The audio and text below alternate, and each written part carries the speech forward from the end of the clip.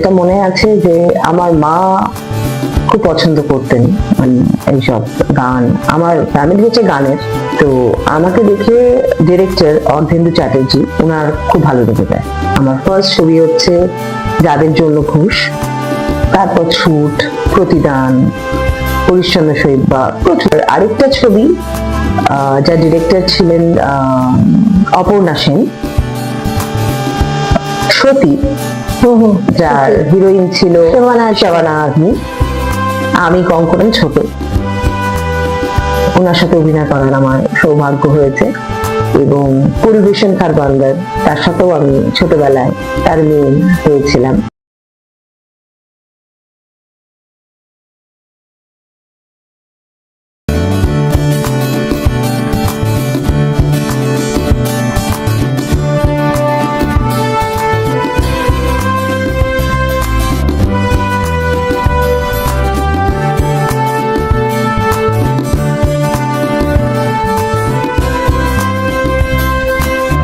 Of যখন ছিলেন এই কথাগুলোই খুব টানতো যে আমি এখানে ছিলাম, আমি এখন কাজটাকে অফ দিয়েছি। হ্যাঁ, এটা মনে হতো, কিন্তু আবার এটাও যখন ভাবতাম যে আমি আমার সংসারটা পেয়েছি, আমি আমার ফুলের মতো দুটো বাচ্চা পেয়েছি, তখন আমার সব ভুলে যেতাম। কি করছে আপনার ছেলে?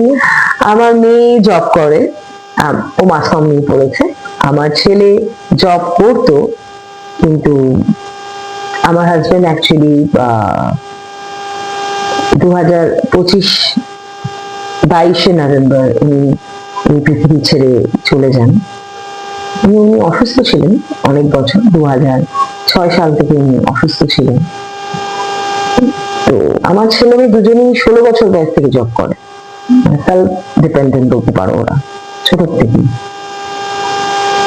কিন্তু বাবা মরে যাওয়ার পর আমার ছেলের একটা অদ্ভুত চেঞ্জ এলো। যেহেতু আমার হাজবেন্ডের ফার্নিচারের বিজনেস, ওদের পরিবারের ফার্নিচারের বিজনেস ছিল, তো আমার ছেলে ছোট থেকে এটা ছিল যে বিজনেস করবো, চাকরি করব ছিল না। তো নিজের চেষ্টায়, আমার কোন রকম কোনো সাহায্য নেই, পুরোটা ওর ক্রেডিট। ও এবং ওর এক বন্ধু মিলে ওরা একটা ক্যাফে খুলেছে, ল্যাটখোর, যেটা মৌলালি তোমার ক্যালকাটা বয়েজ স্কুল ঠিক তার আগে ডান দিকে মেন রোডে। সেটা খুব সুন্দর করে ও চালাচ্ছে এবং আই এম ভেরি প্রাউড যে ও নিজের চেষ্টায়, ওর যদি ইচ্ছে ছিল আমি ব্যবসা করবো, তো সেটা করছে। তো আপনি এখন আবার অভিনয় কন্টিনিউ করছেন, মানে শুরু করেছেন নতুন করে। আপনার ছেলে মেয়ের এটা নিশ্চয়ই খুব সাপোর্ট থাকবে। মাকে আগে দেখেছি, এখন মা সিনিয়র হয়ে অন্যভাবে অভিনয় করবে, সেটা তো। এট প্রেজেন্ট আপনি কোন প্রজেক্টের সাথে? আমি এখন কিছু করছি না। আমার লাস্ট প্রজেক্টটা ছিল ভোলে বাবা পার করেগা। সবাই জানো যে রাহুল ইনসিডেন্টটার জন্য চলে গেছে। তো রাহুলের সাথে কাজ করার অভিজ্ঞতা ভীষণ ভালো, ভীষণ ভালো। মানে এত ভালো একজন শিল্পী, এবং সত্যি ভোলে বাবা পার করেগার যত শিল্পীরা ছিলেন, এত ভালো একটা স্মৃতি জড়িয়ে আছে। আমি প্রথম লিনারি হাউসে কাজ করেছিলাম, কিন্তু আমার ব্যক্তিগত কোন রকম কোনো সমস্যা একটা দিনের জন্য হয়নি। আমি খুব আনন্দ করে কাজ করেছি, শেষ দিন অবধি খুব আনন্দ করে কাজ করেছি। মানে রাহুলের সাথে যেদিন চলে যায়, 2 ঘন্টা আগে ওর সাথে শুট করেছে দীঘাতে, তালসারিতে। হ্যাঁ, তালসারি। তো আমরা ভীষণ মজা করে কাজ করতাম। মানে আমাদের প্রায় 22 পাতা 18 পাতা এরকম সিন আসতো, কিন্তু কোনোদিন আমাদের মনে হয়নি যে বাবা এত বড় সিন করে হবে। মানে এই যেতাম, ঝট ঝট ঝট 5 পাতা 6 পাতা 7 পাতা করে আমাদের টানা টানা টানা টানা সব সিন যাচ্ছে, কারণ সব ভালো ভালো শিল্পীরা ছিলেন। খুব মজা করে কাজ করেছি। মানে এটা ভোলা খুব মুশকিল, কিন্তু স্বাভাবিক। অভিনেতা হিসেবে তো খুবই ভালো ছিল। আপনার সহশিল্পী অনেক দিনই আমি ট্রমার মধ্যে ছিলাম, যেটা মানে ভোলাটা খুব মুশকিল ছিল। আপনি যখন স্ক্রিপ্ট হাতে পেতেন, আগেও বা এখনো, সেই চরিত্রের মধ্যে ঢুকে গিয়ে তাকে করায়ত্ত কি করে করেন? কোনো এক্সট্রা মেকানিজম আছে? না, সেটা এত সুন্দর প্রেজেন্টেশন হতো। আমি যখনই কোনো কাজ করেছি আমি চেয়েছি যে সেই চরিত্রটার মধ্যে ঢুকতে, সেটা নিয়ে ভাবতে, যে আমি কে, আমি কি, আমার কিভাবে কথা বলা উচিত।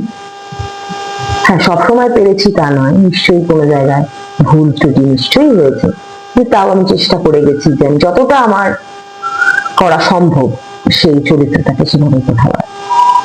বর্তমানে সিনেমা নিশ্চয়ই দেখছেন তো, 90 দশকের সাথে অনেকটাই ডিফারেন্স তৈরি হয়েছে, প্রচুর ডিফারেন্স হয়েছে। তখন একটা ম্যানারিজম ছিল কি, এটা একটা প্রেমের জায়গাগুলো ছিল, একটা রোমান্টিক অভিনয় বা রোমান্টিক গান 90 দশকের শেষ থেকে আমরা দেখছি সেটা অনেকটা হারিয়ে গেছে। তখন আমরা ঋতুপর্ণা ঘোষকে পেলাম, একটা ভেরি ইন্টেলেকচুয়াল একজন ডিরেক্টর, তারপরে সৃজিত মুখার্জিকে পেয়েছি। তো সেই সময়ের সাথে এখনকার বাংলা সিনেমা আপনি নিশ্চয়ই দেখেন, কেমন লাগে? কেমন লাগে? এখন সিনেমা দেখা সত্যি অনেক কমে গেছে বলতে গেলে। দেখো, চেঞ্জ তো নিশ্চয়ই হয়েছে, প্রচুর চেঞ্জ। তো চেঞ্জটা আপনার কেমন লাগছে? দেখো, চেঞ্জ তো হওয়া নিশ্চয়ই মানে উচিত, কারণ সময়ের সাথে তোমাকে পাল্টাতে হবে। যুগের সাথে তুমি যদি না পরিবর্তন হও, তুমি পিছিয়ে যাবে। তো পরিবর্তন নিশ্চয়ই প্রয়োজন। কোথাও কি মনে হয় বেশি পরিবর্তন হয়ে গেছে, বেশি অ্যাগ্রেসিভ হয়ে গেছে কোনো স্ক্রিপ্ট? আমার মনে হয় আমরা বাঙালি দর্শক যারা, তারা আমরা একটু ফ্যামিলি ড্রামা দেখতে বেশি ভালোবাসি, আই থিঙ্ক। সেই জন্য দেখো, শিবুর যত ছবি মানুষ কত ভালোবেসে দেখে, এবং সত্যি ওর ছবি দেখতে ভীষণ ভীষণ ভালো লাগে। মানে আমি মন থেকে চাই ওর সাথে কাজ করতে। আমি জানি না কবে কাজ করতে পারবো, কিন্তু আমার ভীষণ ইচ্ছে। কিন্তু শিবুদার এটাও ঠিক, উনি যেমন মানে ফ্যামিলি নিয়ে করেছেন, তেমনি বহুরূপীর মতন সিনেমাও দিয়েছেন, রক্তবীজ দিয়েছেন, রক্তবীজ দিয়েছেন। প্রত্যেকটা ছবির আলাদা আলাদা মানে স্টোরি বলো, আলাদা আলাদা টাচন বলো, বেলা শেষে বলো, আহা অসাধারণ। খুব প্রিয় পরিচালক এই সময়কার কে? বা আচ্ছা, আর খুব প্রিয় অভিনেতা? অবশ্যই প্রিয় অভিনেতা এই সময়, এই সময় এবং আগে? এই তো খুব মুশকিল, এগুলো সবাই প্রিয়, এরকম করে বলা খুব মুশকিল। তবে হ্যাঁ, আমার অল টাইম ফেভারিট প্রসেনজিৎ বুম্বাদা, আমাদের দাদা, অল টাইম ফেভারিট। আমরা অকালে তাপস পালকেও হারালাম, তো তাপস পালের সাথে আপনি কাজ করেছেন। তো তাপসদার মানে আপনি তখন জুনিয়র, ওনার থেকে অনেক জুনিয়র। তো তার সেই শিক্ষা, তার সেই চরিত্র মানে যখন করতেন, বা সেই স্মৃতিগুলো কিরকম ভাবে মনে পড়ে গো, ভীষণ মনে পড়ে। মানে তাপসদা ভীষণ খেতে ভালোবাসতেন, তো তো যখনই কোনো বাড়ির থেকে খাবার নিয়ে যেতাম বা কিছু হতো, বা তাপসদা বাড়ি থেকে কিছু এনেছে, বা সবাই মিলে আমাদের বসে খাওয়া, হই হুট্টো করা, আউটডোরে গিয়ে ভীষণ মজা করা, খুব মনে পড়ে এই দিনগুলো, খুব মিস করি। এমন কোন চরিত্র আছে, আপনি একটু আগে অবশ্য বলছিলেন আমার এই চরিত্রটা দেখে মনে হতো আমি করতে পারতাম, সেরকম কিছু উপন্যাসের চরিত্র আছে বা সিনেমা হয়েছে শুধু সিনেমার জন্য স্ক্রিপ্টটা তৈরি হয়েছে, এরকম চরিত্র আছে যেটা আপনি পেলে একদম প্রাণ ঢেলে করে দেবেন, অভিনয় করবেন? অভিনয় অবশ্যই প্রাণ ঢেলে করেন, কিন্তু সেখানে মনে হয় নিজের ভেতরটা স্ক্রিপ্টে চলে আসছে। অভিনেত্রীদের অনেক সময় এটা একটা হ্যাঁ, নিশ্চয়ই থাকে এরকম। যখনই কোনো ভালো ভালো চরিত্রের কথা মনে পড়ছে এই মুহূর্তে? 19 এপ্রিল। কোন চরিত্রটা, অপর্ণা সেন না দেবশ্রী দাস?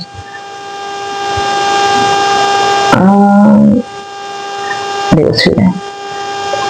আর উপন্যাসের এমন কোন চরিত্র আছে? কারণ আমাদের দেখবেন এখন উপন্যাস নিয়ে ছবি করাটা অনেক কমে গেছে, যেমন মুহূর্তে আমার ঠিক মনে পড়ছে না। আচ্ছা, এই মুহূর্তে ঠিক মনে পড়ছে।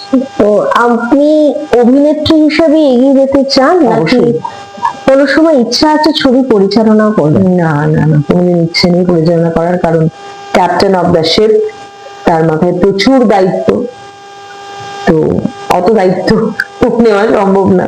অভিনয়টাই ঠিক আছে, আমি এটাই চাই যে মরার দিন অবধি যেন আমি অভিনয় করে যেতে পারি, আর একটা দিনও যেন আমাকে অভিনয়ে ছাড়া না থাকতে হয়, কারণ ছোট্ট থেকে এই কাজটাই করে এসেছি ভীষণ ভালোবেসে, এবং খুব শ্রদ্ধা করি এই জায়গাটা, খুব ভালোবাসি। আগামী প্রজন্মের অনেকেই এখন খুব বেশি ভাবে, আপনি হয়তো খেয়াল করে দেখবেন আপনাদের সময় থেকে এখন বেশি সবাই অভিনয়কে পেশা হিসেবে নিচ্ছে। এবং এই যে ওটিটি প্ল্যাটফর্ম এসছে, হইচই এসছে, যেগুলো একদম হাতের মুঠোয় চলে আসছে, আমারও আছে। তো সেখানে অভিনয় সবাই ঢুকছে আর কি। তো সেই আগামী প্রজন্মকে আপনি কি বার্তা দেবেন, কিভাবে একটা শক্তিশালী অভিনেত্রী হওয়ার কি কি ব্যাকরণ জানতে হবে বলে মনে হয়? আমরা তো মানে আমি তো শিখে আসিনি, আমি যেহেতু ভীষণ ছোটবেলায় এই ইন্ডাস্ট্রিতে এসেছি, আমি অনেক দেখে শিখেছি। আমি মহুয়া মাসি, একজনকে আমি মাসি বলতাম, সে হচ্ছে মহুয়া রায়চৌধুরী, ওনাকে আমি মাসি বলতাম। তো বড্ড প্রিয় অভিনেত্রী, ভীষণ ভীষণ ভীষণ অকালে প্রিয় চলে অভিনেত্রী। গেলেন। মানে এই একজনকে মাসি বলতাম, তাছাড়া সব পিসি ছিল আমার। কেন? সন্ধ্যা রায় থেকে শুরু করে সব পিসি, এই একজনই খালি মাসি। আর যখন আমার যেটা ছবি ছিল আবির, তো ওটা ব্ল্যাক এন্ড হোয়াইট ছবি, আমার অনেক ব্ল্যাক এন্ড হোয়াইট ছবি আছে। তো আমি দাঁড়িয়ে দাঁড়িয়ে মেকআপ দেখতাম মাসির, বলতো ও তুমি হিরোইন হবে, তুমি আমার মেকআপ দেখছো, খুব ভালোবাসতো। কি বলবো, কিছু বলার নেই। এখন আপনি বার্তা কি দেবেন? মানে দেখো, অভিনেত্রী হতে গেলে শিখে এখন অনেক এরকম জায়গা আছে যেগুলো শিখে আছে অনেক। আপনি আমার যেটা মনে হয় না যে অভিনয়টা এখান থেকে আসে, মন থেকে আসে। তো তার জন্য শিখে, মানে আমি শিখিনি, সেই জন্য আমি ঠিক বলতে পারবো না। এবং কিভাবে শেখায় কি করে আমি ঠিক জানি না, আমি সেসব ক্লাসে কোনদিন যাইনি, আমি ঠিক বলতে পারবো না। নিশ্চয়ই অনেক টেকনিক্যাল গ্রাউন্ড নিশ্চয়ই আছে, আর অবশ্যই আছে।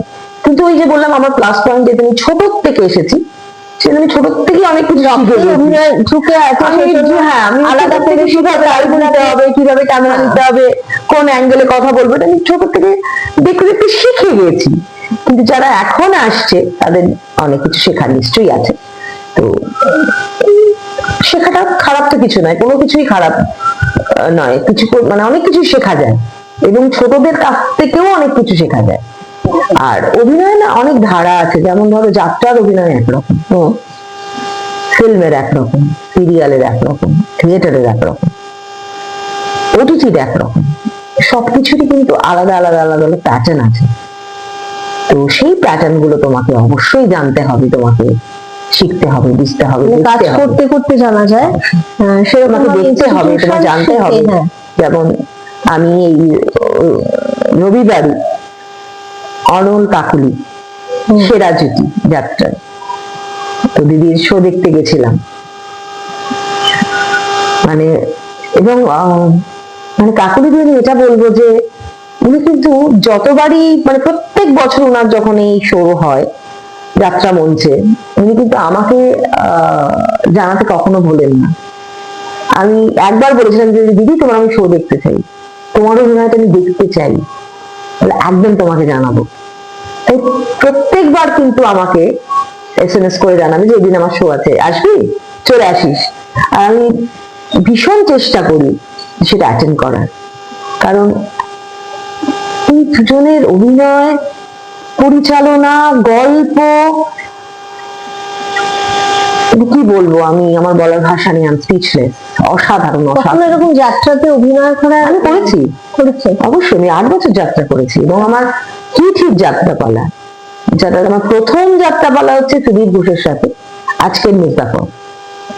মানে এত হিট হয়েছিল এই পালা, মানে 30 দিনে 32টা শো হলে ভালো হয়, এতটাই হিট।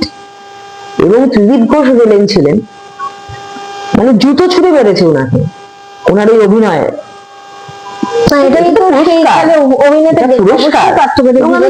এত ভালো ডিরেক্টর ওনার মতো যে পেয়েছিলাম, এটা আমি সত্যি ভুলতে পারবো না। অনেক ধন্যবাদ, আপনি ভালো থাকবেন। আবার নিশ্চয়ই আমরা এরকম গল্প আড্ডা আপনার সাথে জমাতে চলে আসবো। আজকের মতন এখানেই, নমস্কার।